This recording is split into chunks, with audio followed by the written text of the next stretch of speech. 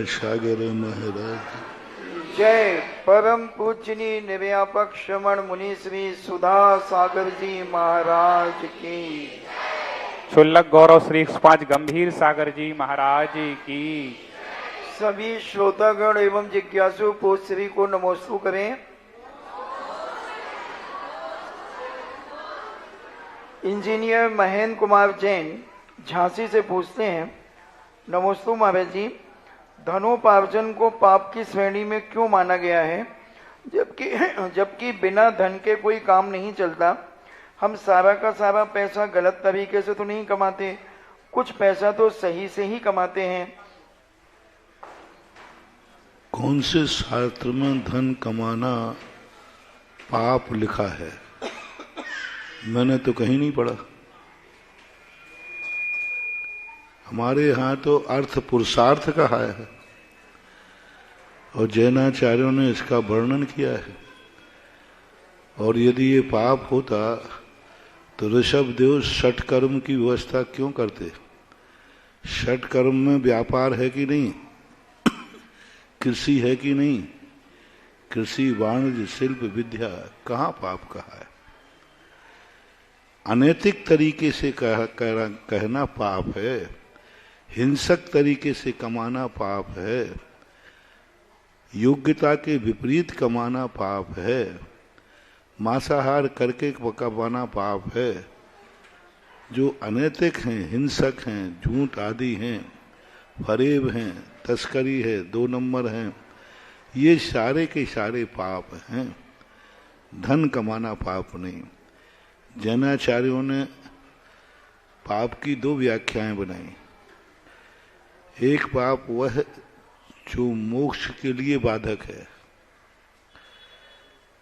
उसमें तो सब धन कमाना आदि सब वर्जित है, जैसे साधु जीवन बोलते।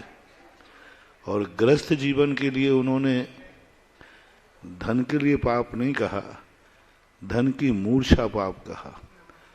पूज्य गुरुदेव आचार्य महाराज ने एक बहुत अच्छी पंक्ति लिखी, जिस साधु के पास कौड़ी भी है वो कौड़ी का नहीं, और जिस श्रावक के पास कौड़ी नहीं है वो श्रावक कौड़ी का नहीं। अब इसमें तो सारे समाधान हो गए ना। श्रावक के पास कौड़ी नहीं तो वो श्रावक कौड़ी का नहीं, और साधु के पास कौड़ी भी है तो वो साधु कौड़ी का नहीं। तो ऐसा नहीं, जैन दर्शन बहुत विवेकशील दर्शन है। वो एक व्यवस्था बनाता है द्रव्य क्षेत्र काल भाव भाव को। हमारे ज्ञान सागर महाराज ने एक भद्रोदय नाम का छोटा सा काव्य लिखा। उसमें 2 मित्रों की यही कहानी लिखी।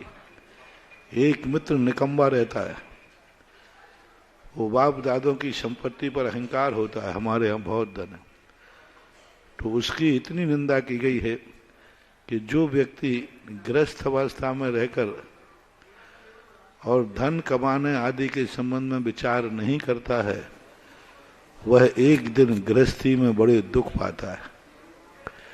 इसलिए ऐसी बात नहीं है। आज प्रातः काल भी हमने कहा था, चक्रवर्ती के अक्षय निधियां होने के बावजूद भी कितने करोड़ हल थे उनके, यानी उसके बावजूद भी खेती होती थी, खेती से अनाज आता था, अनाज से परिवार चलता था, अक्षय निधियां थीं उसके बावजूद भी। तो ऐसी बात नहीं। और ऋषभदेव ने तुम्हारे लिए षटकर्मों का उपदेश देकर के सारी समस्याओं का समाधान कर दिया। डॉक्टर वंदना जैन बड़ौद से पूछती हैं, नमोस्तु महाराज जी, संलेखना के द्वारा होने वाले मरण में क्या समय की कोई अवधि होती है, अर्थात कुछ दिनों का नियोजित उपवास धारण करने के उपरांत मरण हो जाए, अथवा किसी की आकस्मिक दुर्घटना या बीमारी आ जाए और अपना अंतिम समय जानकर 2-3 घंटे में वह संलेखना धारण कर ले? संलेखना का उत्कृष्ट काल 12 वर्ष कहा है, जघन्य काल 1 अंतर मुहूर्त कहा है। एक अंतर मुहूर्त में भी व्यक्ति संलेखना ले सकता है। मां संलेखना में दो चीजें महत्वपूर्ण हैं। मैं संपूर्ण प्रकार के अन्न जल का त्याग करता हूं, सबसे क्षमा मांगता हूं, सबको क्षमा करता हूं और क्षमता भाव को स्वीकार करता हूं। इसी का नाम संलेखना है। राजन जैन मेरठ से पूछते हैं, नमोस्तु महाराज जी, सभी तीर्थंकर सामान्य हैं, तो फिर अलग अलग ग्रहों की शांति के लिए अलग अलग तीर्थंकर भगवानों की पूजा और जाप क्यों बताया जाता है? तीर्थंकर समान हैं, लेकिन उनका जन्म, उनकी दीक्षा, उनकी मोक्ष, उनका नाम समान नहीं है। तीर्थंकर के गुण समान हैं, अनंत चतुष्टय सबके साथ, 46 गुण सबके साथ है, लेकिन उनके साथ और भी तो भौतिक शक्तियां जुड़ी हुई हैं। सभी तीर्थंकरों का शरीर की एनर्जी अलग अलग है, नाम की एनर्जी अलग अलग है, जन्म की एनर्जी अलग, किस नक्षत्र में उन्होंने जन्म लिया, और वो एनर्जी दो प्रकार की होती है, एक स्वयं कल्याणी और एक पर कल्याणी। पर को प्रभावित करने वाली जो एनर्जी होती है वो सब तीर्थंकरों की अलग अलग है। दूसरे को कौन तीर्थंकर कितना लाभ दे पाएगा, यह स्थिति अलग अलग है। सभी तीर्थंकरों का एक समान नहीं हो सकता, क्योंकि सबका जन्म अलग अलग नक्षत्रों में है, निर्माण भी अलग अलग नक्षत्रों में है। इसलिए मूर्तियां सब भगवान अनंत चतुष्टय वाले हैं, लेकिन सभी मूर्तियों का अतिशय एक समान नहीं होता। प्रत्येक मूर्ति की एनर्जी अलग अलग होती है।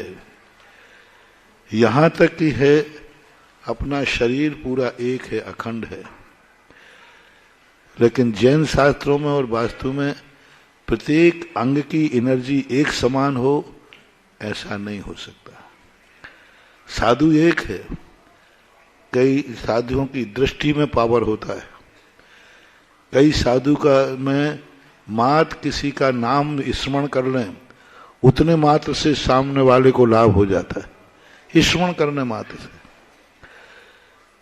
आशीर्वाद में अलग शक्ति है, हाथ की एनर्जी अलग है, पैर की एनर्जी अलग है। फॉर एग्जाम्पल, आपको साधु का गंधोदक चाहिए तो हाथों से मिलेगा कि पैर से मिलेगा? हाथ से क्यों नहीं? हाथ धो देता हूं, गंधोदक बना लो। अच्छा, गंदो हाथ छोड़ो, सिर धो दो, सिर से। गंधोदक चाहिए तो महाराज उमरा थोड़ा सिर करना है तो नहीं। हाथ देखो, साधु के हाथ और पैरों में अंतर देखो।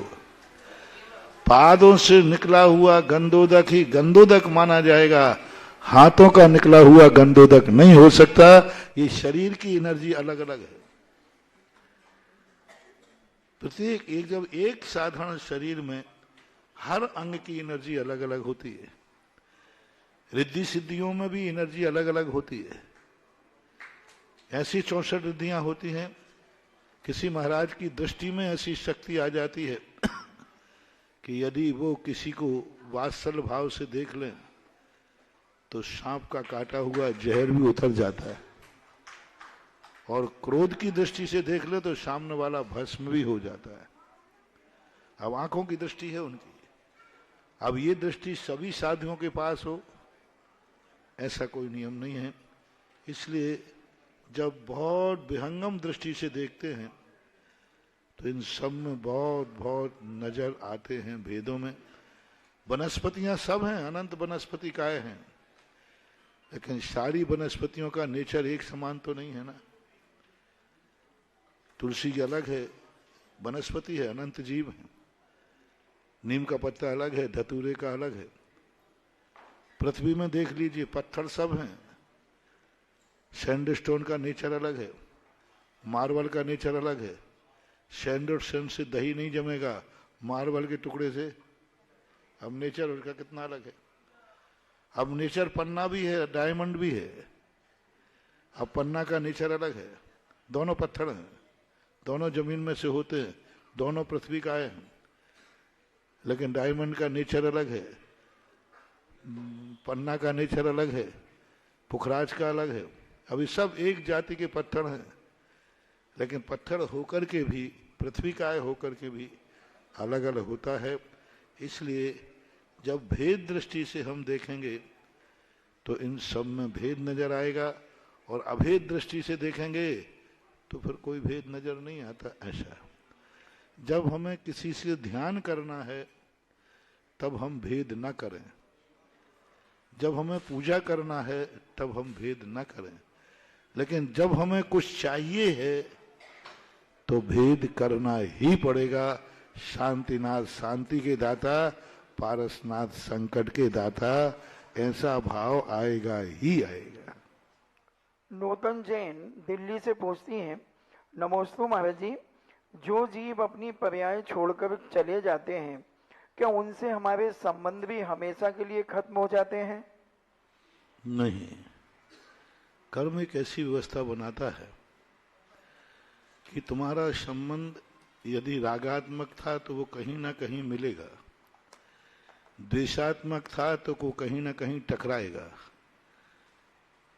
नौला और सांप क्या है, पूर्व भाव के कोई बैरी बन करके मर जाते हैं तो नौला सांप बन जाते हैं। तो जन्मांतरों में भी उनके संबंध बने रहते हैं। अब वो संबंध कब कैसे प्रकट होंगे ये हमारे ज्ञान का विषय नहीं है। जिज्ञासा समाधान कार्यक्रम को जिनवाणी चैनल, आदिनाथ टीवी, सुधा कलश ऐप, पुण्योदय चैनल के माध्यम से देख रहे लाखों लाख भक्त और यहाँ उपस्थित जन समुदाय की ओर से जगतपुर निर्यापक समान तीर्थ चक्रवर्ती मुनि पुंगव श्री सुधा सागर जी महाराज के चरणों में बारंबार नमोस्तु नमोस्तु नमोस्तु। क्षुल्लक श्री गंभीर सागर जी महाराज के चरणों में इच्छामी इच्छामी इच्छामी। गुरुदेव से जुड़े हुए ऐसे ऐसे प्रसंग, चमत्कार आप लोगों ने कई सुने होंगे और वास्तव में चमत्कारी संत हैं। और एक ऐसे संत हैं, जब आपका कभी व्हाट्सएप फेसबुक खोल के देखना तो एक दो दिन भी ऐसे नहीं निकलते होंगे जहां गुरुदेव की कोई ना कोई चर्चा ना हो रही हो। कल एक हमारे मित्र हैं जो सोशल मीडिया पे बहुत एक्टिव रहते हैं, फोन पे उनसे चर्चा चल रही थी तो हमने कहा भैया इस समय क्या चल रहा सोशल मीडिया पे, तो उन्होंने बताया इस समय तो एक ही बात चल रही है, एक नारा चल रहा है। हमने कहा कौन सा नारा चल रहा? बोले देखो देखो कौन आया, जिन शासन का शेर आया। एक ही नारा चारों तरफ सोशल मीडिया पर छाया हुआ है। और अभी जब हटा में भी हम देख रहे थे, बच्चे बैठे नन्हे मुन्ने, जैसे ही गुरुदेव का वहां से सुना कि गुरुजी आ रहे हैं और इन लोगों ने अपना नारा लगाना शुरू कर दिया। बच्चा हो, युवा हो, बूढ़ा हो, सारा देश एक ही बात कर रहा है, देखो देखो कौन आया, जिन शासन का। और ये जिन शासन का शेर, जैनागम का शेर, जिसका बिहार निरंतर चल रहा है कुंडलपुर की ओर, और पूरे देश से भक्त उस तारीख का इंतजार कर रहे हैं जिस तारीख को गुरुदेव का प्रवेश होने वाला है। और वो तारीख बनने जा रही है 4 अप्रैल की, जिनमें दिन पड़ेगा गुरुवार और समय भी 4 अप्रैल को 4 बजे का होगा, क्योंकि गुरुदेव का काम मुहूर्त से होता है और इतना अच्छा मुहूर्त निकलता है कि गुरुदेव के हर काम में बड़ी से बड़ी सफलता होती है।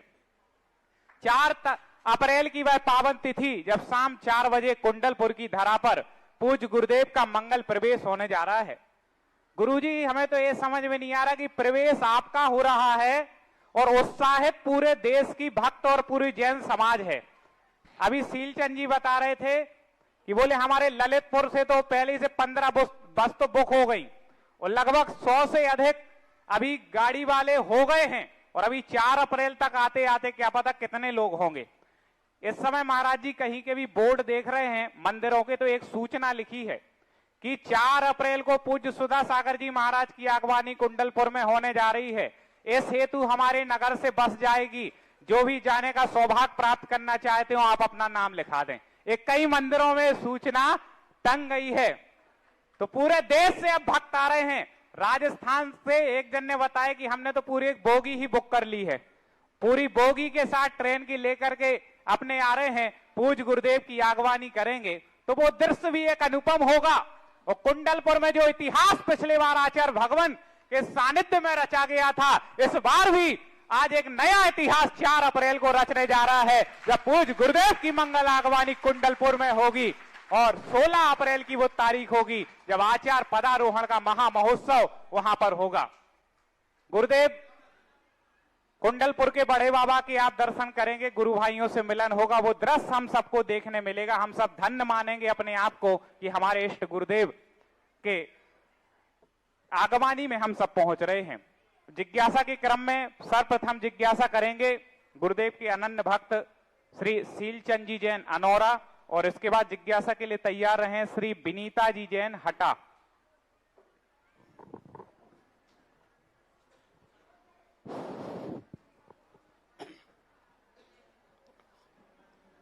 सारे संसार का मिथ्यात्व रूपी अंधकार दूर करने वाले और आगम का मार्ग बताने वाले मेरे गुरुवर जगत पूज तीर्थ चक्रवर्ती निर्यापक मुनि पुंगव श्री सुदासागर महाराज को अनौरा परिवार का कोटि कोटि सा नमोस्तु। छुलक जी को इच्छामि।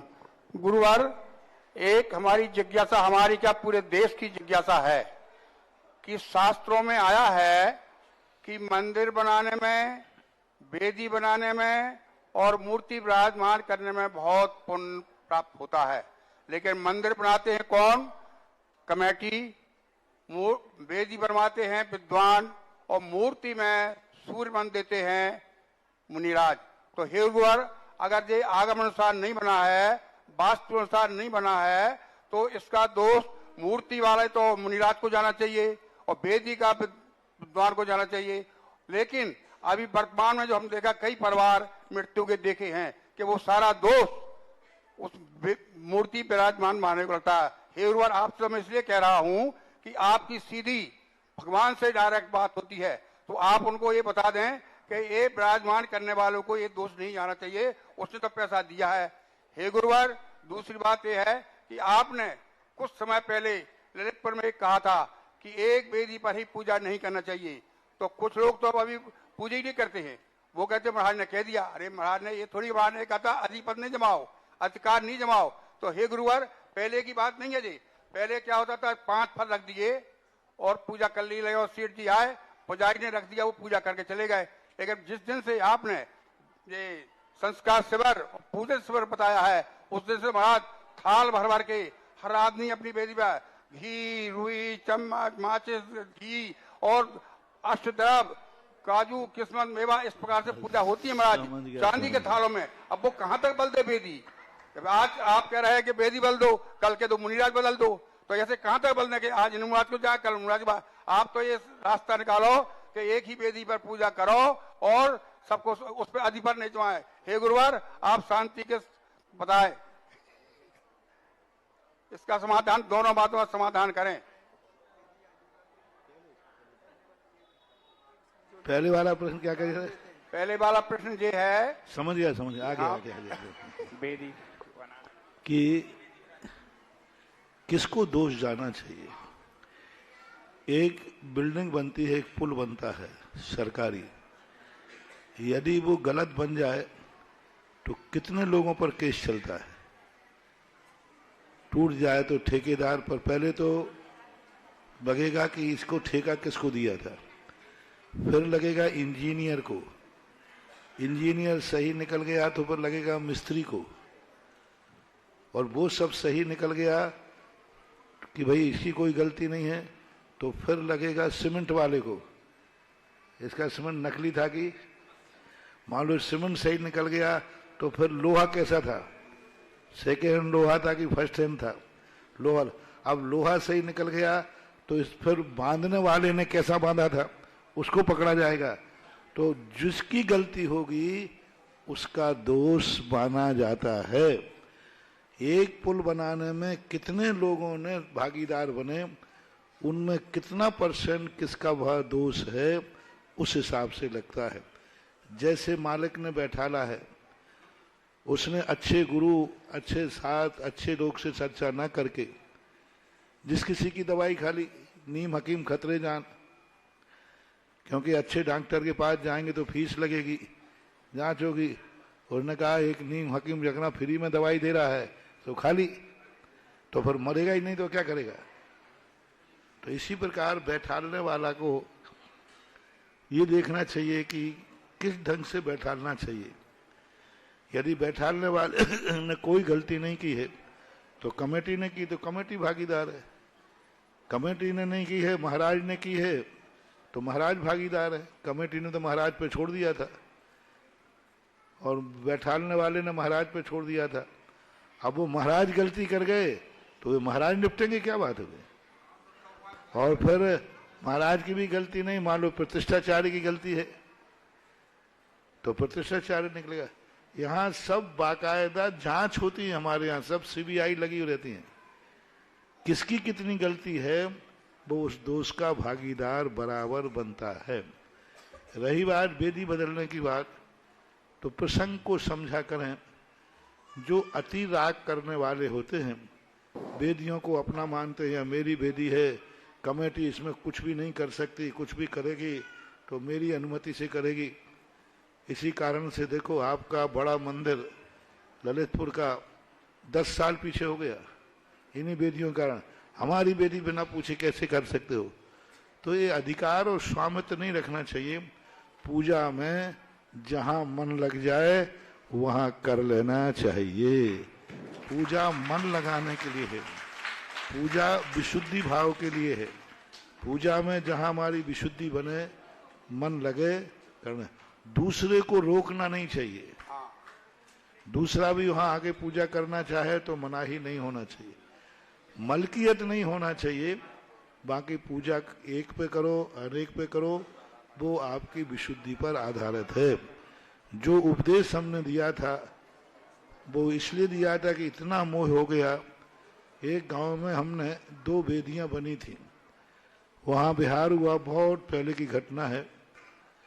और एक वेदी का अभिषेक पूजन हो गया, दूसरी वेदी पर अभिषेक ही नहीं हुआ।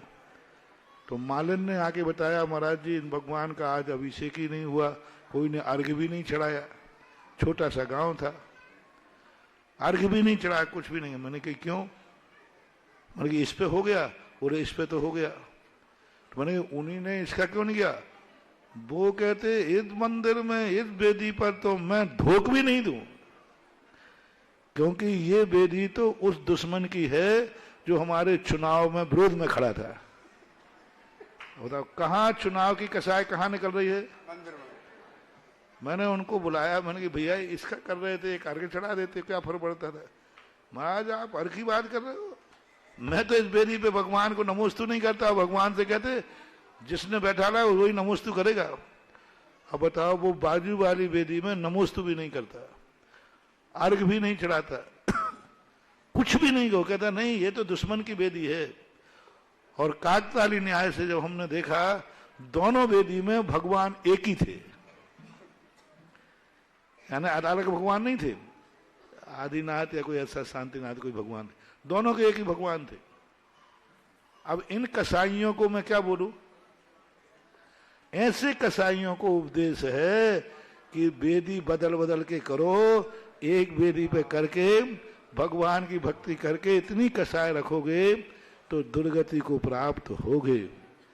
समाधान के समय प्रश्न को भी देखना चाहिए, किस प्रश्न के जवाब में महाराज ने कहा है, ये भी सोचना चाहिए। जिज्ञासा करें श्री विनीता जी जैन हटा, और इसके बाद जिज्ञासा के लिए तैयार रहे श्री आमोद जी जैन कानपुर। हे गुरुवर प्रिय नमोस्तु नमोस्तु नमोस्तु क्षुल्लक श्री को इच्छामि इच्छामि इच्छामि। हाँ बोलो बोलो। हे गुरुवर क्या पंचम काल में कोई मनुष्य तीर्थंकर प्रकृति का बंध कर सकता है? क्या स्त्री पर्याय में तीर्थंकर प्रकृति का बंध हो सकता है?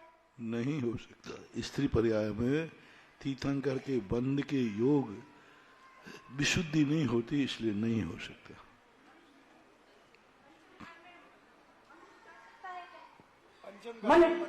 मनुष्य कर सकता है? पंचम काल में मनुष्य को भी तीर्थंकर प्रकृति का बंध नहीं होता, क्योंकि पूज्यवर नेमीचंद महाराज ने गौमर सार के अंदर स्पष्ट उल्लेख किया है, केवली भगवान के पाद मूल में ही तीर्थंकर प्रकृति का बंध होता है। आज तीर्थंकर है नहीं, इसलिए बंद, और आगम में कोई उदाहरण भी देखने में नहीं आता है। जिज्ञासा करें आमोद जी जैन कानपुर, इसके बाद तैयार रहें निशा जी जैन अनोरा। मेरे आराध गुरुदेव के चरणों में बारंबार नमोस्तु, क्षुल्लक श्री को एक शामी। महाराज जी, मेरी जिज्ञासा है कि जब कोई व्रती संलेखना पूर्वक समाधि मरण करता है तो निश्चित रूप से वो देव गति को जाता है, परंतु आपने ये भी बताया कि देव असंयमी होते हैं, तो फिर उसके बाद वो उसकी क्या पर्याय बनती है, जिस प्रकार के क्रम में वो मोक्ष को जाता है, वो क्रम बताएं। वो मनुष्य पर्याय से स्वर्ग जो गया है वो धर्म के कारण नहीं हुआ, धर्म में फैल हुआ है तो स्वर्ग मिला है। धर्म मोक्ष के लिए करना था, मुनि महाराज को मोक्ष जाना था, लेकिन मोक्ष जाने योग्य परिणाम न कर पाए, इसलिए उनको स्वर्ग मिलता है।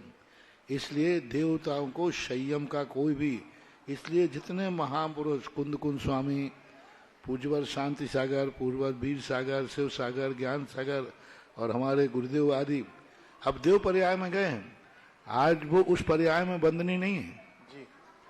हमें पता भी चल जाए कि फलाने देव को महाराज उस पेज में आ जाए, देख से मैं फलाना इंद्र बना हूं, सौधर्म इंद्र, तो भी हम उनको नमोस्तु नहीं करेंगे, वो यहाँ नमोस्तु करेंगे। परंतु महाराज जी आगे कैसे जाएंगे फिर? क्योंकि वो असंयमी पर्याय को प्राप्त हो गए। देव असंयम दशा को प्राप्त होने से कोई भी हो वो आज वंदनीय नहीं है, लेकिन हमारा उपकार वर्तमान में देव से हुआ है कि जब वो आचार्य थे तब हुआ है, तो हम उस आचार्य पर्याय को पूजेंगे। जीव पूजनी नहीं है हमारे यहाँ, पर्याय पूजनी है। अब उनका कल्याण की बात जो होती है, क्योंकि वहां भी वो सम्यक दर्शन प्राप्त करते हैं, समोषण में जाके भगवान की ध्वनि सुनते हैं, पूजा पाठ आदि करते हैं, वहां से आकर के मुनि बनेंगे, मनुष्य बनेंगे और फिर मुनि जाएंगे। वो आता है ना 6 ढाला में, 12 व्रत पाल स्वर्ग 16 उपजावे, तहते चय नर मुनि हो जावे, शिवपुर जावे।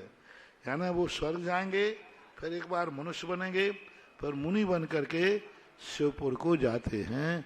ये नियम है। कुंद भगवान सभी आज वहां, कुंद भगवान भी अभी असंयमी है, सब वहां असंयम दशा को प्राप्त है, लेकिन वहां से शीघ्र ही वे मनुष्य बनेंगे और मुनि बन के मोक्ष जाएंगे। पर मनुष्य बन के महाराज जी इस धरती पे तो नहीं आएंगे? क्यों नहीं आएंगे? इसी धरा पे आएंगे। यहाँ से पंचम काल में मोक्ष कैसे होगा? तो विदेश से चले जाएंगे। मैं वही पूछना चाह रहा हूं। धरती पे तो यही है, विदेश क्षेत्र भी इसी धरती पे ही है। जिज्ञासा करें निशा जी। पंचम काल का मरा हुआ देव पंचम काल में नहीं आ पाएगा, बेईमानिक देव है तो, क्योंकि वहां तो असंख्यात वर्ष की आयु है, तो जब तक तो पंचम काल खत्म हो जाएगा।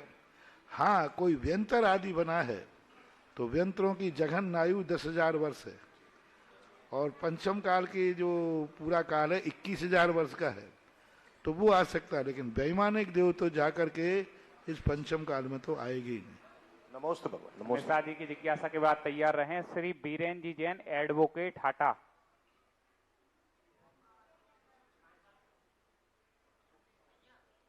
पहले से चालू, बटन चालू कर लें, बटन से चालू कर। मम आराध्य गुरुवर को समस्त अनौरा परिवार का अनंतो बार नमोस्तु नमोस्तु नमोस्तु। चुल्लक महाराज जी को एक शामी महाराज जी, वीतराग स्तोत्र में कौन से भगवान की स्तुति की गई है? वीतराग स्तोत्र में कोई भगवान को नहीं लिया गया, सामान्य से वीतराग अरहंत भगवान की स्तुति है, अरहंत भगवान का स्वरूप है। बहुत सारी स्थितियों में भगवान का मूल स्वरूप नहीं दिया जाता, मां सामान्य से अरहंत भगवान की स्तुति मानना चाहिए। न हस्तो न पादो न घ्राणम न जिह्वा न चक्षुर न कर, तो इसका क्या अर्थ है? इसका अर्थ है कि भगवान स्वरूप जो है ना हाथों में है, ना आंखों में है, ना चक्षुओं में है, वो तो मात्र एक आत्मा के चैतन्य परिणाम में है। वीतराग था, ना हाथों में है, ना पैरों में है, ना आंखों में है, वह वीतराग भाव आत्मा के अंदर वैराग भाव है। तो शरीर की अपेक्षा से मान लो कोई आंख पे ध्यान बैठ जाए आंख बंद करके, तो वो वीतरागी नहीं हो गया। मान लो अंदर उसके बुरे भाव चल रहे हों तो चल सकते हैं कि नहीं? मान लो कोई आंख बंद करके ध्यान में बैठा है और अंदर उसके परिणाम बिगड़े हुए हैं, तो वो वीतरागता नहीं है। वीतरागता जो है अंदर चैतन्य परिणामों से होता है। जैसे कमठ का जीव 12 मन की शिला लेकर खड़ा है, लेकिन अंदर क्या चल रही थी? कसाय भाव चल रही थी, तो उसने वायुभूति के ऊपर शिला पटक दी, ऐसा मानना चाहिए। जिज्ञासा करें एडवोकेट बीरेंद्र जी। इसके बाद तैयार रहें श्रीमती निधि आदित्य जैन हटा। निर्यापक वरिष्ठ मुनि श्री सुधा सागर जी महाराज जी नमोस्तु नमोस्तु नमोस्तु। क्षुल्लक श्री गंभीर सागर जी महाराज जी इच्छामी इच्छामी। महाराज जी मेरी कई साल से एक शंका है कि वर्तमान में हमारे इतने बड़े बड़े महाराज जी हैं, क्या उन्हें रिद्धियां सिद्धियां होती हैं कि नहीं? महाराज जी हमने देखा कि जाने के पहले आचार्य श्री को बहुत बड़ी चोट लगी, एक दिन रुके और दूसरे दिन इतने मील पूरा करके इंदौर पहुंच गए।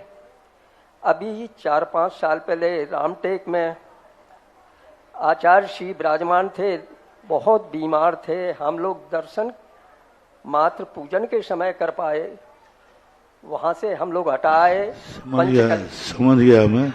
जी हाँ, वो वहां पहुंच गए थे। समझ गए आपका। जब आचार्य श्री बहुत नए नए आए हुए थे, तब हटा में आपका आचार्य श्री से काफी अच्छा संबंध रहा है। आपने फोटो दिखाए थे ना आज। हाँ, तो रिद्धियां नहीं हो सकी। पंचम काल में किसी भी मुनि को रिद्धि नहीं है, और सिद्धियां मुनिराज करते नहीं हैं। जो सच्चे मुनि होते वो सिद्धि करते नहीं हैं, रिद्धियां पंचम काल में होती नहीं हैं। ये आत्मशक्ति कहलाती है। आत्मशक्ति जब व्यक्ति के अंदर जागती है कि दृढ़ संकल्प हो, इच्छा शक्ति प्रबल हो, तो आत्मा की ऐसी शक्तियां जाग जाती हैं कि जो व्यक्ति स्वयं नहीं सोच सकता कि मैं ऐसा भी कर सकता हूं, वो कर लेता है, ऐसा मानना चाहिए। हमारे यहाँ एक महाराज जी अभी महाराज जी 2 दिन पहले मैं आचार्य श्री का वीडियो देख रहा था, उसमें वो बोलते हैं गर्मी बढ़ रही है, बहुत बढ़ रही है, नदियां समुद्र में मिल रही हैं, परंतु इतनी गर्मी है कि पानी गैस बनकर बाष्प बनकर ऊपर जा रहा है। कुछ ही दिनों में एक हरे भरे जंगल में पत्ते झुलस रहे हैं, आग लग जाती है, जीव जंतु मरने लगते हैं, और वहां मात्र एक मुनि श्री विराजमान हैं। हाँ। उनको दया आती है महाराज जी, और करुणा आती है, और अंत में समझ गया, ये भी समझ गया। हमारे आराधना कथा कोश में यह कथा आती है कि जंगल में आग लग जाने पर पशु पक्षी भाग रहे हैं, मुनिराज वहां बैठे हुए हैं, तो ये भावना भाएगी, तो भावना भाते ही आकाश से पानी बरस जाता है। तो ये रिद्धि सिद्धि नहीं मानी जाती, ये रिद्धि सिद्धि नहीं कहना, ये कहलाता है उनकी पवित्र भावना। भावना में इतनी ताकत है कि देवताओं के सिंहासन हिला सकता है। भावनाओं में इतनी ताकत है सही में कि उसके जाकर के, जैसे बिना भावना किए भी पूर्व भाव में कोई उपकार किया है, तो ना धरणेन्द्र पद्मावती का सिंहासन हिल गया। अब पारसनाथ ने कोई बुलाया नहीं था, लेकिन हिल गया। तो निमित्त नैमित्तिक संबंधों में भी शक्ति होती है, और भावनाओं में शक्ति नहीं होती। तो ये 24 घंटे अपन भावनाएं भाते रहते हैं, सुखी रहे सब जीव जगत के।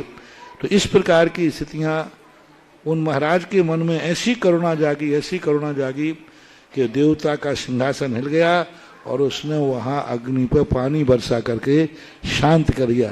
ये भी रिद्धि नहीं है, ये भी एक प्रकार की उनकी भावना की शक्ति है। और फिर भी ये घटना चौथे काल की है, पंचम काल की नहीं। चौथे काल में रिद्धि सिद्धियां होती थी। जिज्ञासा करें श्रीमती निधि आदित्य जैन हटा। इसके बाद जिज्ञासा के लिए तैयार रहे श्री अशोक जी जैन अलवर वृत्ति श्रावक। गुरुवर के चरणों में त्रिवार नमोस्तु नमोस्तु नमोस्तु। चुल्लक जी के चरणों में क्षामी क्षामी। हे मुनिवर, पाप और दोष में क्या अंतर होता है? पाप किया जाता है, दोष लग जाता है। पाप शौक से करता है व्यक्ति, दोष मजबूरी में लगता है, मजबूरी में लग जाता है, परिस्थिति में लग जाता है, तीव्र कर्म के उदय में लग जाता है, आधी व्याधि में लग जाता है। दोष लगाया नहीं जाता, लगता है परिस्थितियों के। वो जानता है कि ये दोष है, लेकिन पापी पाप को पाप नहीं मानता। सबसे बड़ा अंतर होता है, पापी पाप को पाप नहीं मानता, यही सबसे बड़ा पाप है। और दोष क्या कहलाता है? वह व्यक्ति दोष मानता है कि ये दोष है, फिर भी उस कार्य को करना पड़ता है, उसको दोष के अंतर्गत लिया जाता है। जैसे सम्यक दृष्टि जानता है कि मैं ये जो कार्य कर रहा हूं मेरा स्वभाव नहीं है, ये गलत है, फिर भी कर रहा है, पर गलत को गलत मान रहा है, गलत को गलत मान कर रहा है तो दोष है। और पाप को पाप नहीं मान करके कर रहा है वो महापाप है। ये अंतर जानना चाहिए। जिज्ञासा करें अशोक जी जैन। इसके बाद तैयार रहें सारिका जैन बजरिया हटा। झुलक श्री गंभीर सागर जी महाराज के चरणों में इच्छामी इच्छामी इच्छामी। मुनि श्री सुधा सागर जी महाराज के चरणों में नमोस्तु नमोस्तु नमोस्तु।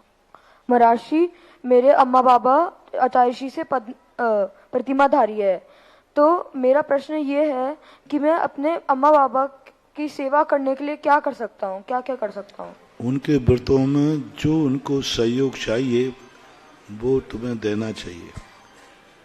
उनकी प्रतिमाएं, उनका धर्म अच्छी तरह पल जाए, उनको आरोप ध्यान न हो, उनको ना तो राग पैदा कराओ ना द्वेष पैदा कराओ।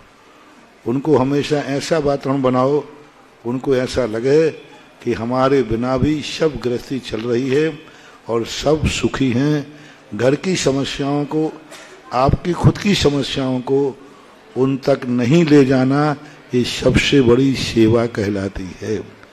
बुजुर्गों के लिए जो धर्मात्मा लोग हैं, सभी लोगों के लिए संदेशा सुने।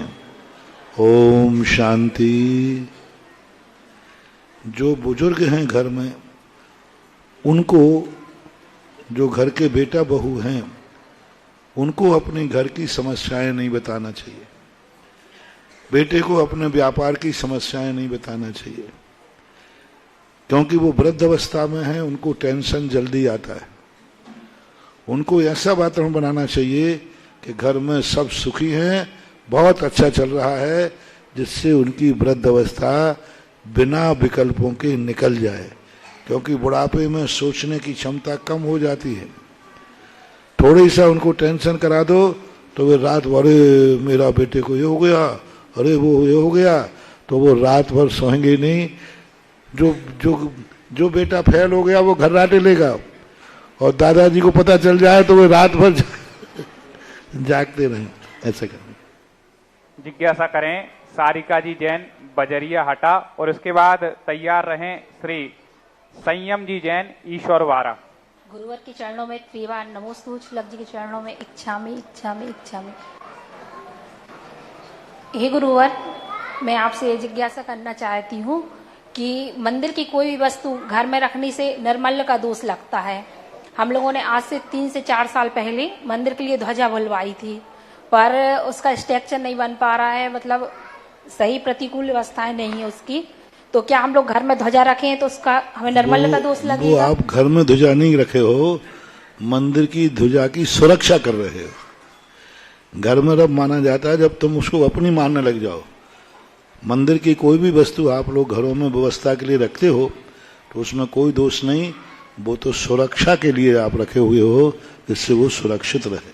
महाराज जी, जैसे हम लोगों ने मतलब ध्वजा मंदिर के लिए बुलवाई थी, यहाँ के मंदिर में नहीं लग पा रही है, तो क्या कहीं और किसी मंदिर में लगा सकते, कोई बात नहीं, लगा सकते। नमो संयम जी जैन ईश्वर वारा। इसके बाद तैयार रहें, हटा का जो युवा मंडल है उसके सभी सदस्य मिलकर के एक अपनी जिज्ञासा रखें। पक्षपातो न मे वीरे न द्वेषा कपलादिशो युक्ति मद्वचनम यस्य तस्य ग्राही परिग्रह। ज्ञान ध्यान तप में लवलीन रहने वाले ऐसे मम आराध्य गुरुवर के चरणों में बारंबार नमोस्तु, कोटिसा नमोस्तु नमोस्तु नमोस्तु। एक शामी महाराज जी, एक शाही महाराज जी, एक शाही महाराज जी। महाराज जी, मेरा प्रश्न ये है कि समंतवद आचार्य देव ने युक्ति अनुशासन में जैन शासन को सर्वोदय तीर्थ की उपमा दी है, तो इसको यदि हम व्यवहारिक रूप में देखें तो हम बालक, युवा, ग्रस्त और वृद्ध जन कैसे सर्वोदय तीर्थ की प्रभावना में योगदान दे सकते? सर्वोदय तीर्थ उसे कहते हैं जो हर क्रिया में धर्म को स्थापित कर देता है। मंदिर आने में ही मात्र धर्म नहीं है, जैसे कल कहा था। गृहस्थ झाड़ू लगा रहा है, झाड़ू लगाना आरंभ है, लेकिन देख के लगा रहा है तो झाड़ू लगाने में भी धर्म है, क्योंकि वो झाड़ू कैसे लगा रहा है? देखकर, बिन देखे जगा बुहारी, तो अधर्म हो जाता है। इसी प्रकार पुद्गल के प्रति भी उसकी तत्व दृष्टि होती है, दूसरों के प्रति भी उसके कल्याण की बुद्धि होती है। तो इतना व्यापक है धर्म, इतना व्यापक है, सभी लोगों ने धर्म मात्र भगवान को पूजा पाठ तक ही रखा है, भगवान की भक्ति तक रखा है। लेकिन जैन दर्शन ने मात्र भक्ति तक ही सीमित नहीं किया। बत्थु सहावो धम्मो, प्रत्येक वस्तु का धर्म है। जैसे पेंसिल है तो जैन दर्शन कहता है इसके साथ भी दुर्व्यवहार मत करो, क्योंकि इसके साथ दुर्व्यवहार करने से इसके बनाने की जो अर्थ क्रिया है, किस लिए बनाई गई थी, कोई इससे लेखन कार्य करेगा, हमने इसको तोड़ दिया तो ये अधर्म हो गया। जैन दर्शन पेंसिल में भी है। पेंसिल का नेचर क्या है? तो सभी जगह पेड़ पौधों में जीवों को, पेड़ों को बचाना, हरि को काटना नहीं, हरि को व्यर्थ में करना नहीं, ये वनस्पति में पहुंच गया जैन धर्म। पानी छान के पीना, जल में पहुंच गया धर्म। वृथा जमीन को मत बिदारो, पृथ्वी में पहुंच गया। हवाओं को दूषित मत करो, हवाओं में पहुंच गया। तो संसार की जितनी सृष्टि है, जड़ चेतन, सभी की चर्चाएं, सभी के स्वरूप का कथन जैन दर्शन करता है, इसलिए इसको सर्वोदयी कहा जाता है। अब इसको जीवन में युवा भी अपना सकते हैं, वृद्ध भी अपना सकते हैं, सबके लिए अलग अलग व्यवस्थाएं बनाई हैं। गृहस्थी में है तो वहाँ का धर्म अलग है, परिवार है, परिवार के साथ वैसा व्यवहार करना धर्म है, माँ बाप हैं उनके साथ वैसा ही व्यवहार करना वो धर्म है, बच्चों के साथ है वैसा व्यवहार करना धर्म है। यानी संसार की हर परिणति में जैन धर्म कोई ना कोई संहिता बनाता है, कोई ना कोई कानून बनाता है, कोई ना कोई व्यवहार बनाता है। इसलिए जैन दर्शन सर्वोदयी माना जाता है। जिज्ञासा करें युवा मंडल से सोनू पटेल जी, संदीप हटा जी, समस्त युवा। और इसके बाद जिज्ञासा के लिए तैयार रहें डॉक्टर मानसी जैन पठा। मुनि श्री के चरणों में त्रैवार नमोस्तु नमोस्तु नमोस्तु। शुल्लक जी के चरणों में त्रैवार नमो इच्छामि इच्छामि इच्छामि। हे महाराज श्री, मेरी यह जिज्ञासा है कि समस्त व्यक्ति या कोई एक व्यक्ति साधु के समक्ष विवेक में आकर के कोई नियम ले लेता है और अगर उसके द्वारा वह नियम तोड़ दिया जाता है तो क्या उसका लगता है? जिज्ञासा का समाधान करें महाराज श्री। कोई व्यक्ति ने कोई वस्तु खरीदी और उसी को वो तोड़ देता है तो उसको क्या नुकसान है? स्वयं ने खरीद स्वयं तोड़ दिया तो वस्तु का लाभ। नियम लेकर के तोड़ना दोषप्रद ही है, उसका दोष तो उसे लगेगा ही लगेगा, लेकिन पुनः स्थापित हो जाता है, पुनः उस तोड़े नियम को बाद में कर लेता है, तो उस दोष में कमी आ सकती है। बस यही है। जिज्ञासा करेंगे। हाँ, मानसी जी पठा, इसके बाद तैयार रहें श्री दिलीप खटीक जी। गुरुवर के चरणों में त्रैवार नमोस्तु नमोस्तु नमोस्तु। क्षुल्लक श्री के चरणों में त्रैवार इक्षामी इक्षामी इक्षामी। गुरुदेव के चरणों में गुणमती माता जी का नमोस्तु नमोस्तु नमोस्तु। हे गुरुदेव, एक गर्भवती स्त्री ऐसे क्या भाव बनाए या आचरण करे कि उसे विद्यासागर जी, सुधा सागर जी जैसे ज्ञानी ध्यानी महान संतान की प्राप्ति हो। गृहस्थ जीवन में व्यक्ति को जितना परोपकार की भाव करे कि संसार में हमारे लिए जो भी प्राप्त हो उससे जगत का कल्याण हो। मेरा बेटा मेरे काम ही नहीं आए, जगत के काम आए। मेरी कमाई मेरे काम ही नहीं आए, जगत के काम आए। मैंने रोटी बनाई है, वो मेरा ही पेट नहीं भरे, सारे जगत का पेट भरे। मुझे भूख लगी है, मुझे ही रोटी नहीं मिले, संसार के हर व्यक्ति को रोटी मिले। हम बीमार हैं, हमें ही दवाई नहीं मिले, संसार में हर बीमार को दवाई मिले। जिस क्रिया के माध्यम से हम अपनी क्रिया का फल जगत व्यापी कर देते हैं, फिर फल में ऐसी महाशक्तियां प्राप्त हो जाती हैं। जिज्ञासा होगी दिलीप जी खटीक की। और गुरुदेव, उससे पहले एक ऑनलाइन प्रश्न जबलपुर से प्राप्त हुआ है। कह रहे हैं कि गुरुजी, आपके चमत्कार जीवन में कई देखे हैं, लेकिन एक समाज का विश्वास आपके ऊपर बड़ा है। जब भी कहीं भी कोई कार्य होगा, कहीं मूर्ति यदि निकलती है तो पूरी समाज की दृष्टि जाती है कि हमें कहां जाना है इस बारे में पूछने पूज्य सुधा सागर जी महाराज के पास। कहीं जिन मंदिर बनना हो तो बोले कहां जाना पूछने, सुधा सागर जी महाराज के पास। कभी किसी का विवाद भी हो जाए, सामाजिक हो चाहे अन्य का, तो कहां जाना, पूज्य सुधा सागर जी महाराज के पास। तो महाराज जी, विश्वास आपके प्रति पूरे भारत, पूरे विश्व की जैन समाज का है। गुरुदेव, आपका जब हम लोग पुण्य देखते हैं तो समझ में आता है कि आप एक भाव के तो मुनि नहीं हैं। हो सकता है जैसे आचार्य श्री का भाव के मुनि हैं, ऐसे ही पूज्य सुधा सागर जी महाराज भी कई भाव के मुनि हैं। गुरुजी, उनका प्रश्न यह है कि आप तो श्रेष्ठ साधु हैं, आपके ऊपर ऐसा विश्वास पूरी समाज का है, लेकिन गृहस्थ भी ऐसा विश्वास कैसे कमा सकता है लेकिन कि उसकी एक बात पर पूरे उसके समाज के लोग, परिवार के लोग एकजुट होकर के खड़े रहें? ये जिज्ञासा पूज्य गुरुदेव। ये विश्वास कैसे आए कि एक बात पर सब खड़े हो जाएं? एक बार हमें गुरु महाराज ने एक मंत्र दिया था, उसकी हमने सिद्धि कर ली, इसलिए सारा जगत मेरे ऊपर विश्वास करता है। अब पूछो मंत्र क्या था? तो मंत्र था कि सारे जगत का विश्वास कैसे जीते।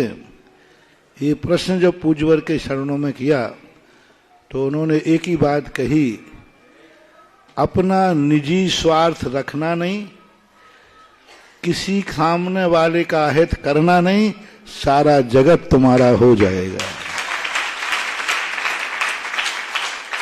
अपना निजी स्वार्थ रखना नहीं और किसी का अहित करना नहीं, बस सारा जगत तुम्हारा हो जाएगा। इस मंत्र को मैंने सिद्ध कर लिया, इसलिए हर व्यक्ति विश्वास कर लेता है। ये हमारे गुरु की कृपा है। गुरुजी, यही मंत्र यदि हम लोग सिद्ध कर लें तो हम लोगों का भी काम ऐसे ही होगा क्या? मंत्र तो मंत्र ही होता है, सबके लिए खुला है। जिज्ञासा करें दिलीप जी खटीक। और उसके बाद उसको मंत्र को कोई भी सिद्ध कर सकता है। नेता चाहे तो कर सकता है, सुधा मलैया चाहे तो ये भी कर ले। हाँ, नेता लोग चाहे तो नेता को सिद्ध हो जाए, पंडित चाहे तो पंडित को सिद्ध हो जाए, और साधु चाहे तो साधु को सिद्ध हो जाए।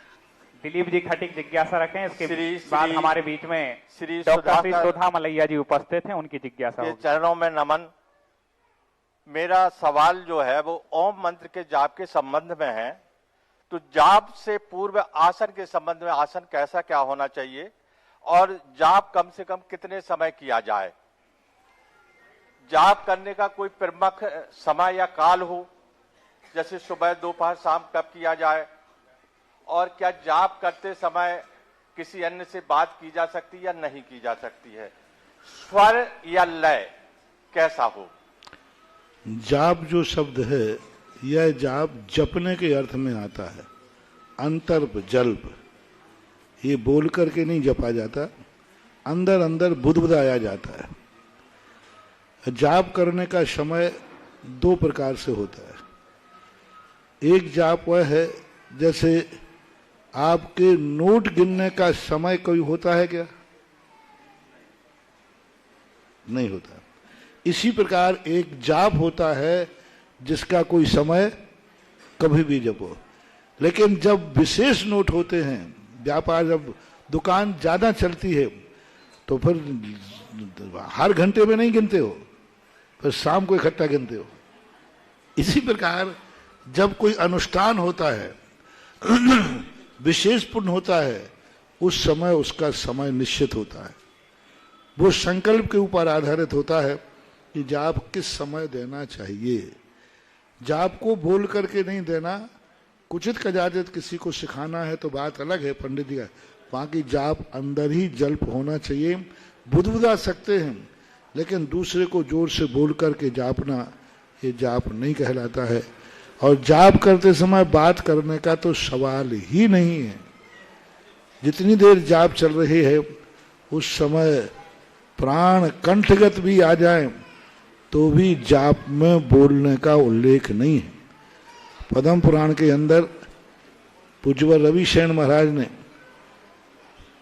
पद्म पुराण में लिखा है कि रावण जब जाप करने बैठा, उसके सामने विपरीत लोगों ने कितनी परिस्थितियां ली, लेकिन उसने हुंकार भी नहीं भरी, हुंकार भी नहीं भरी, हूं हा भी नहीं कहा, पिटता रहा, लोग उसका अपमान करते रहे, लेकिन वो जाप ही देता रहा। तो अन्य विषय नहीं होना चाहिए जाप के समय। हमारे बीच में डॉक्टर सुधा मलैया जी दमोह से उपस्थित हैं। गुरुदेव हैं, वो दृश्य याद आ रहा है इनको देख करके, जब आपकी आगवानी कुंडलपुर जब आप जा रहे थे वो दमोह में हुई थी, तो ये श्राविका सबसे आगे गुरुदेव की भक्ति में एक अलग ही तरीके की पोशाक पहन करके नृत्य करते हुए झूमते हुए गुरुदेव की आगवानी करा रही थी। अब इस बार दमोह तो मलैया जी जान ही रहे हैं गुरुदेव, लेकिन कुंडलपुर क्षेत्र जो है वो पूरे दमोह वालों का है, तो लगता है इस बार पूरा दमोह कुंडलपुर पहुंच करके गुरुदेव की आगवानी 4 अप्रैल को करेगा। अब जिज्ञासा रखें डॉक्टर सुधा मलैया जी, इसके बाद तैयार रहे श्री जय कुमार जी जैन जलज, जो कि प्रचार मंत्री हैं कुंडलपुर क्षेत्र कमेटी से। नमोस्तु गुरुवर। गुरुवर के चरणों में कोटि कोटि प्रणाम। गुरुवर, गुरु की कृपा और प्रभु की कृपा का एहसास कैसे हो, ये तो मालूम है, ये आश्वस्तता तो रहती है कि गुरु मेरे साथ है और भगवान मेरे साथ है, लेकिन कभी कभी मतलब ऐसा लगता है कि एहसास होना चाहिए, होते रहना चाहिए। वो कैसे हो कि गुरु की कृपा सदैव मेरे साथ है? वैसे अंदर वाला तो बोलता है कि है। जितने भी गुरु या भगवान कोई भी हो, इनका एहसास हमारी अंतर चेतना में हमारे समर्पण से होता है। भगवान को तो खबर ही नहीं है कि कौन हमें नमोस्तु कर रहा है, लेकिन भक्त को खबर है कि मैं भगवान को नमोस्तु कर रहा हूं। गुरु को तो ज्ञान ही नहीं था कि मेरा शिष्य एकलव्य है, लेकिन एकलव्य को ज्ञान था कि मेरा गुरु द्रोणाचार्य है। यही एहसास है। आपका तो एकलव्य नाम से, यूनिवर्सिटी का नाम भी शायद एकलव्य है ना, एकलव्य। तो एकलव्य देखो कितनी बड़ी शक्ति, कितना बड़ा उदाहरण है।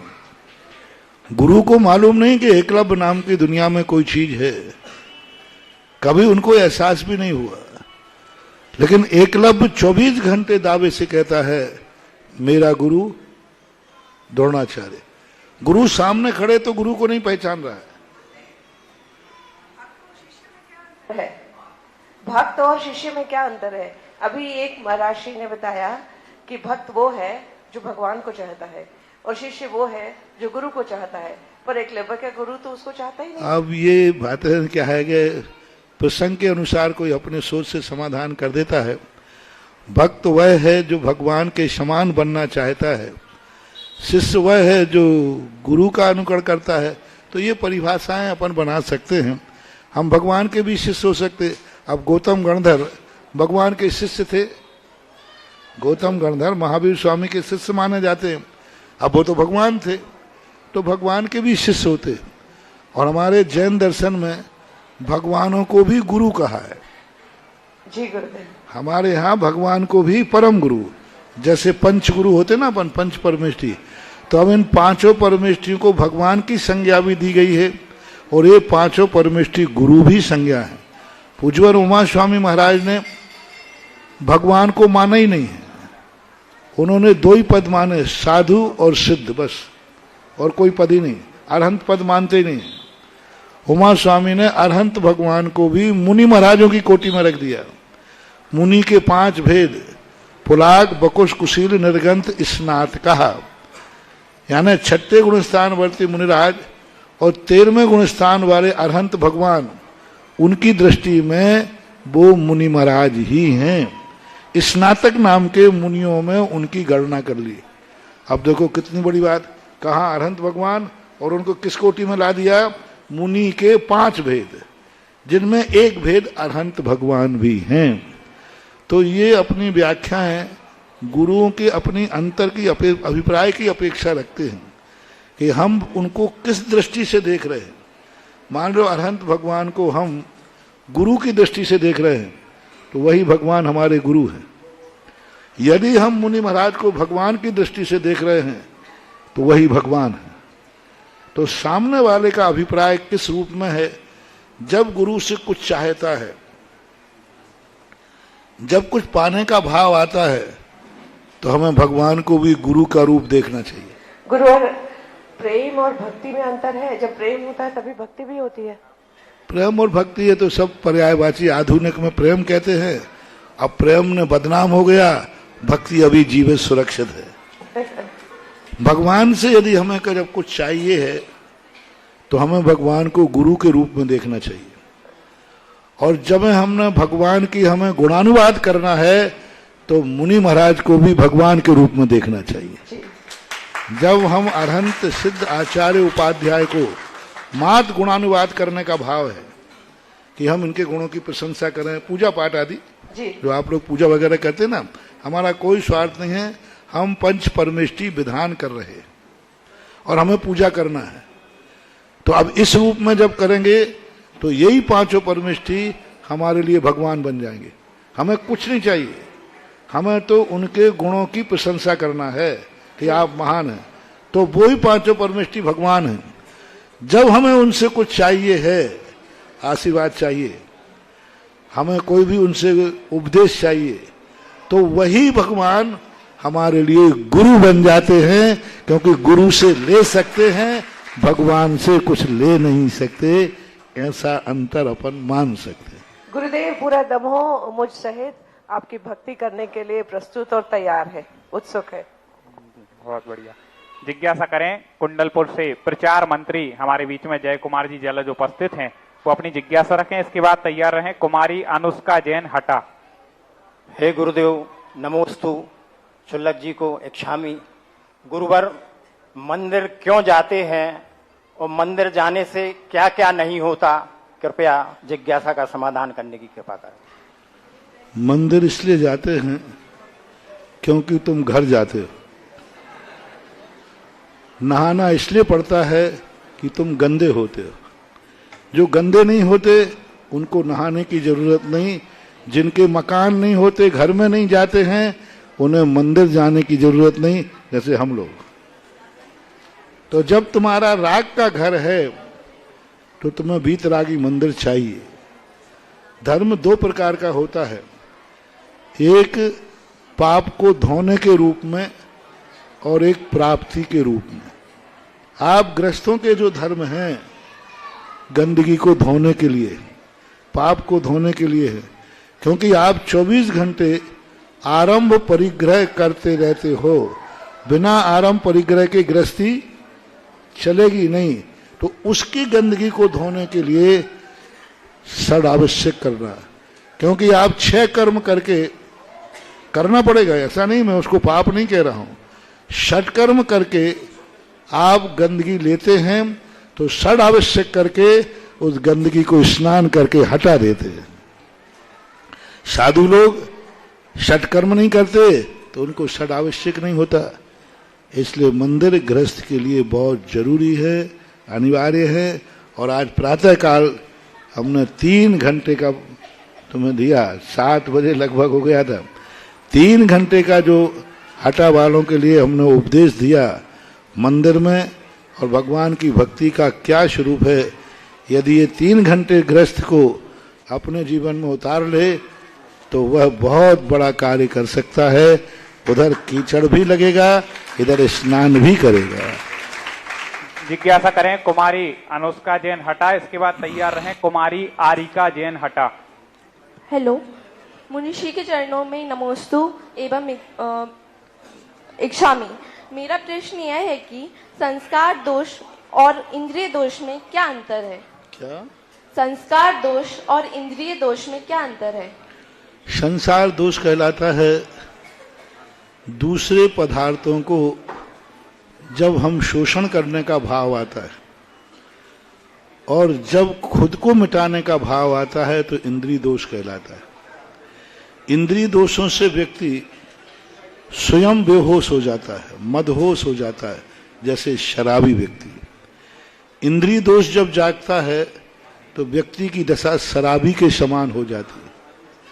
और जब संसार दोष जागता है तो व्यक्ति दशा एक गुंडे के समान हो जाती है। गुंडा क्या करता है?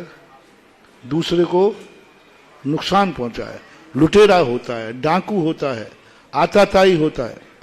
दूसरे को जब नुकसान पहुंचाने का भाव आता है उसमें संसार दोष आ जाता है। और अपने आप को गाफिल होने का भाव आ जाए, जैसे शराबी व्यक्ति है, शराब पीने के बाद स्वयं अपने आप को मिटा देता है, तो इंद्रिय दोष शराब के समान है और संसार दोष आतंकवादी आताताई के समान है, ऐसा माना जाए। जिज्ञासा करें कुमारी आरिका जैन हटा, और इसके बाद जिज्ञासा के लिए तैयार रहें श्रीमती अभिनी अभिषेक जैन। महाराज जी के चरणों में त्रिवार नमोस्तु महर्षि, नमोस्तु महर्षि, नमोस्तु। शुल्लक जी के लिए इच्छा में महाराज जी, इच्छा में महाराज जी। महाराज जी, भोजन करते समय ग्रस्त जीवन में बाल या जीभ निकल आए तो उसका अंतराय का पालन कैसे किया जाए? भोजन में बाल और जीभ निकल आए तो क्या? अब ग्रस्त के लिए यही है कि उस वस्तु को हटा देना चाहिए, इतनी काफी है। जिज्ञासा करें अभिनी अभिषेक जैन, इसके बाद तैयार रहें श्रीमती आशा योगेश जैन हटा।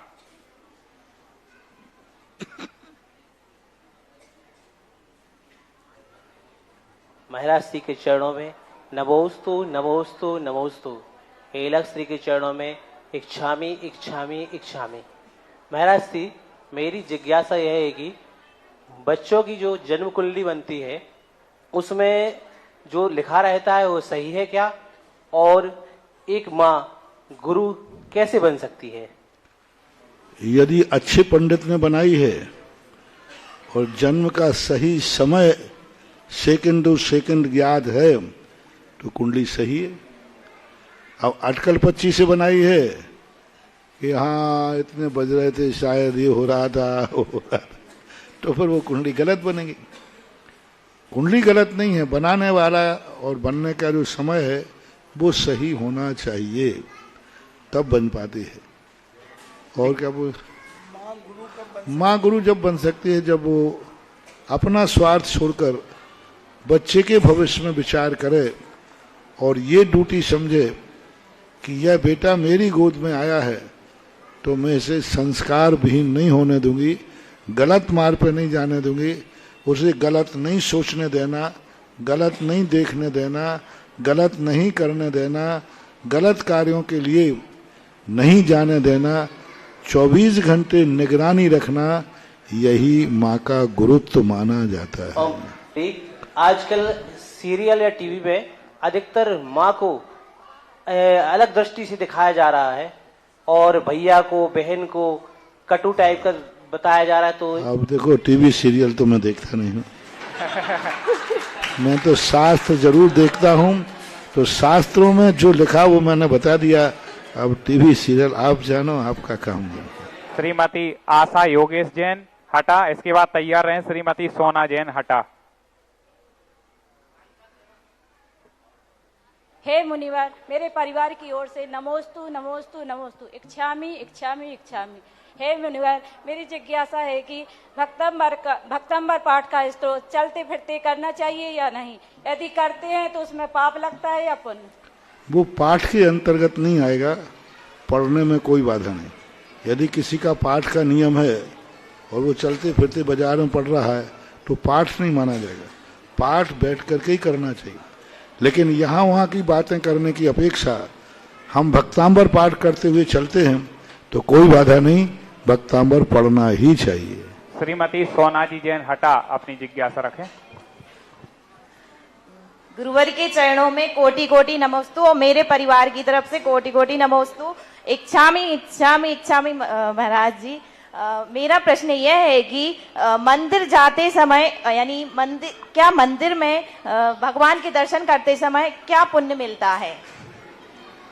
सबसे बड़ी चीज है भगवान के दर्शन करते समय जैसे दर्पण में देखते ही अपने चेहरे की औकात पता चलती है कि मेरा चेहरा कैसा है, ऐसे ही भगवान को देख करके पता चलता है कि इसी संसार में भगवान भी थे और मैं भी हूँ। भगवान कहाँ पहुँच गए और मैं कहाँ रह गया।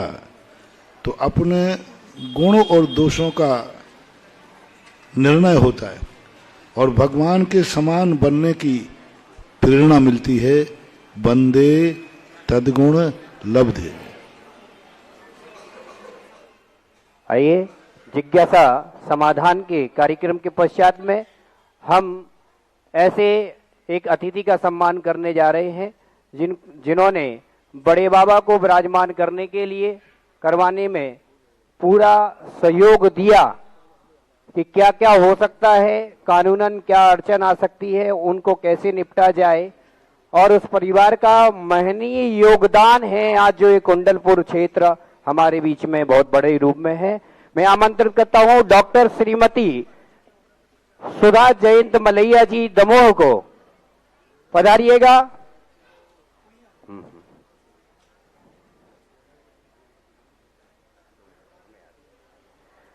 ये वो शख्सियत है जो कुंडलपुर के बड़े बाबा को पूर्णतः स्थान देने में और हमारे दिगंबर जैन समाज की एक धरोहर के रूप में 10 वर्ष तक श्रीमान जयंत जी मलैया ने मध्य प्रदेश शासन में मंत्री पद के दायित्व को निभाया और अभी भी वर्तमान में विधायक है।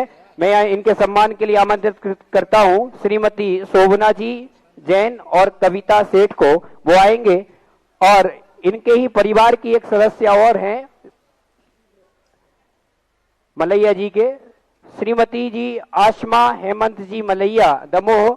मैं उनको भी बड़ी श्रद्धा से आमंत्रित करता हूं, वो भी पधारेंगे और हमारा सम्मान स्वीकार करेंगे। सम्मान करने के लिए श्रीमती शोभना जी जैन, कविता जी सेठ।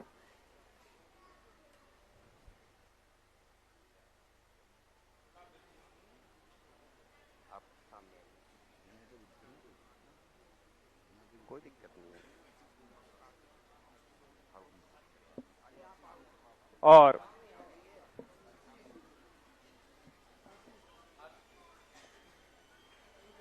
मलैया जी का सम्मान तालियों से एक बार सभी लोग करेंगे।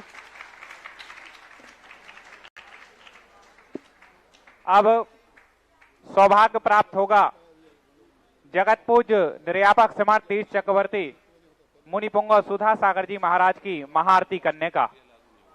कौन होगा आज का ऐसा पुण्यशाली पात्र जिसे पूज्य गुरुदेव की मंगल आरती का परम सौभाग्य प्राप्त होगा?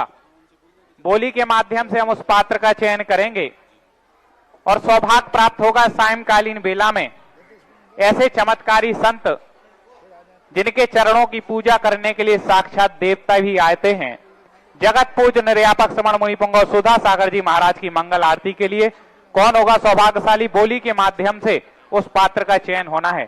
शीघ्रता से अपने भाव आप यहां तक प्रेषित करेंगे और आपको जगत पूज्य की मंगल आरती करने का यहां पर सौभाग्य प्राप्त होगा।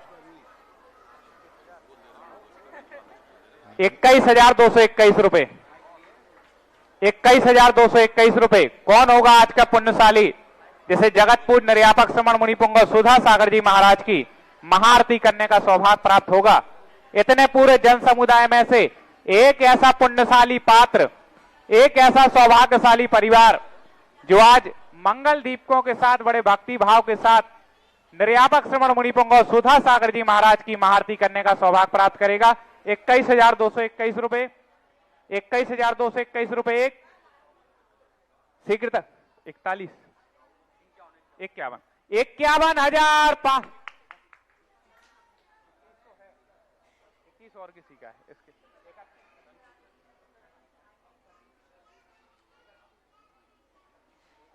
एक ही बोली लगेगी, एक ही लगेगी। देखिए एक ही बोली है, आप इसी में बढ़ा सकते हैं। 2-3 लोग एक साथ एक ही राशि बोल रहे हैं, एक किसी को बढ़ानी पड़ेगी अभी। हाँ चलें।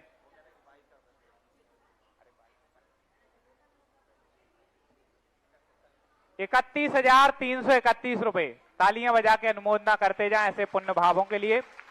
जगत पूज्य निर्यापक समाज तीर्थ चक्रवर्ती मुनि पुंगव सुधा सागर जी महामुनि राज की महाआरती करने के सौभाग्यशाली पात्र 31,331 रुपए। एक मौका छूटता हुआ, सौभाग्य हाथ से जाता हुआ। कुछ दिन आप लोगों को मिले हैं, कुछ समय मिला है, इसका सदुपयोग करें और उदार मन होकर के दान की भावना के साथ जगत पूज्य की आरती का महासौभाग्य आप प्राप्त करेंगे। 31,331 रुपए, 31,331 रुपए 2, 31,331 रुपए 2.5, 2.25 और किसी के भाव हो तो शीघ्रता से 30 सेकंड के अंदर अपने भाव प्रेषित करें।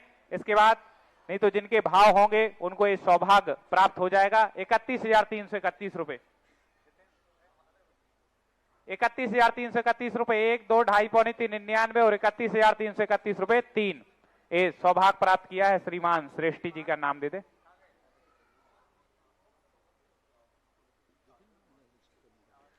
राहुल जी जैन चौधरी सागर के जो भक्त हैं, मानक चौक निवासी सागर राहुल जी चौधरी को यह सौभाग्य प्राप्त हुआ है। जोरदार तालियां बजा करके अनुमोदना करें और आ जाएं चौधरी जी और उनके परिवार के यदि कोई साथी आए हों तो वो लोग भी यहां पर आ जाएं और बड़े भक्ति भाव के साथ।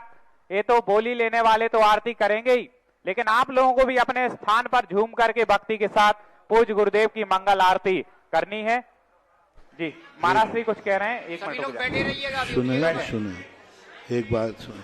थोड़ा बैठ जाए, बैठ जाइए, थोड़ा बैठ जाइए, थोड़ी देर बैठ जाए, बैठ जाए अभी। देखें आज जो सुबह बहुत मेहनत करके आप लोगों ने भी 3-4 आवाज नहीं करना, थोड़ी देर बैठ जाए। जो 3 घंटे तक लोगों ने एक बात कही कि महाराज जी आप 2-2, 3-3 घंटे बोल लेते हो, ये बहुत अतिशय है। तो मैंने कहा ये अतिशय नहीं है, आप 3-3 घंटे सुन लेते हो बंदर लोग, ये सबसे बड़ा अतिशय है। 3 घंटे तक तुम्हारी पूरी समाज एकदम बैठी रही, ये सबसे बड़ा है। तो अब तुमने सुबह, मैंने भी मेहनत की और आप लोगों ने भी मेहनत की और त्याग भी किया है, नियत दान देने का संस्कार भी लिया है। तो यदि शर्त लगा रहा हूं, यदि सुबह बिहार नहीं हुआ तो, क्योंकि हमारा कोई भरोसा तो है ही नहीं, आखिर हूं तो मैं उन्हीं गुरु का चेला ना। तो समय यदि नहीं हुआ तुम्हारे पुण्य के कारण से, यदि पुण्य में गाढ़ा है तो शायद नहीं हो। तो सबसे पहले जो मंदिर है उधर बजरिया मंदिर है, उस बजरिया मंदिर के लोग ठीक जितने भी लोग उससे संबंधित हैं सब धोती दुपट्टा पहन करके 6 बजे वहाँ तैयार रहे। मैं 10 मिनट के लिए आऊँगा और शांति धारा करा के वापस आ जाऊँगा। बजरिया मंदिर वाले हैं यहाँ कोई? बजरिया मंदिर कोई है यहाँ? तो कितने बजे कहा? हाँ 6 बजे। हम 5:45 बजे उजेला हो जाता है यहाँ से चलकर वहाँ। उसके बाद दूसरे नंबर पर 6:30 बजे ठीक चैत्यालय में सभी लोग, जितने लोग तुम्हारे उच्च चैत्यालय से रिलेटेड संबंधित हैं, सभी लोग 6:30 बजे चैत्यालय में मिलेंगे। तो हम वहाँ भी शांति धारा करा करके, और जो विधि मैंने आज बताई है उस विधि के अनुसार आपकी पांडुकशिला लगी हुई मिलना चाहिए, जल भरा हुआ रहना चाहिए, और आप लोग धोती दुपट्टा पहन के रहना चाहिए। मैं 1 मिनट भी वहाँ इंतजार नहीं करूँगा कि अभी हमारा जल नहीं भरा है, अभी पांडुकशिला नहीं आई। आप जैसे यहाँ लगाई थी ना, ऐसी पांडुकशिला को तैयार करके धोती दुपट्टा पहन करके पुरुष वर्ग मंदिर जी में तैयार रहेंगे। तो 6:30 बजे चैत्यालय में, और उसके बाद 15 मिनट के बाद फिर आ जाएंगे त्रिमूर्ति मंदिर में, और फिर त्रिमूर्ति मंदिर में लगभग 7 बजे, मान लीजिए 7 बजे त्रिमूर्ति मंदिर में जैसी आज पांडुकशिला विधि बताई थी उसी विधि के अनुसार किताबें आपको मिल गई होंगी। आप अपने मंदिर में पांडुकशिला लगा के रखेंगे, और आप लोग 7 बजे त्रिमूर्ति मंदिर वाले त्रिमूर्ति मंदिर में मिलेंगे। तो वहाँ भी मैं उस विधि को जो आज बताई है वहाँ प्रैक्टिकल रूप देख करके फिर 7:30 बजे के लगभग 10-5 मिनट आगे पीछे हो सकता है, 7:30 बजे इस मंदिर में आकर के यहाँ की विधि को पूरा करेंगे।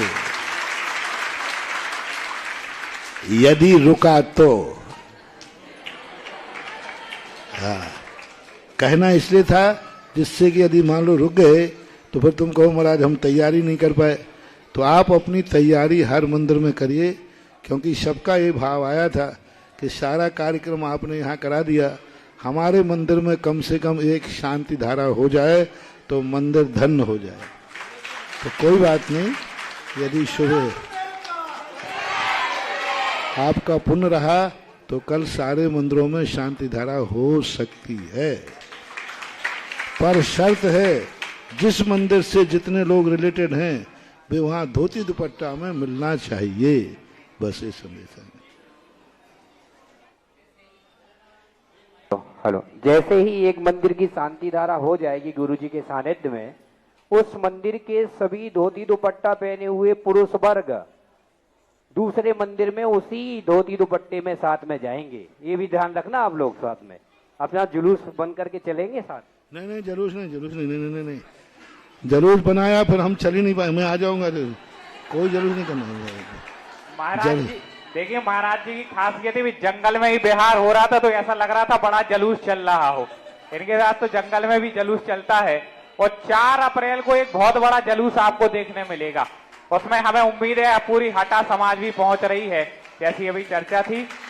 और अब बोली लेने वाले हमारे सागर के, देखिए इनकी खासियत, इन्होंने 31,000 की बोली ली। गुरुजी के भक्त कैसे हैं, सागर से भक्त पधारे, 31,000 की बोली ली, 31,000 नगद यहाँ की कमेटी को भी दे रहे हैं। ऐसे भक्त हैं, गुरुदेव ने दान की विधि सिखाई है। राहुल भैया मानिक चौक वाले और उनका पूरा परिवार आ जाएगा और आके पूज्य गुरुदेव की आरती करें। अध्यक्ष जी ये ले लें आप। हाँ, आरती श्री राहुल जी चौधरी साहब।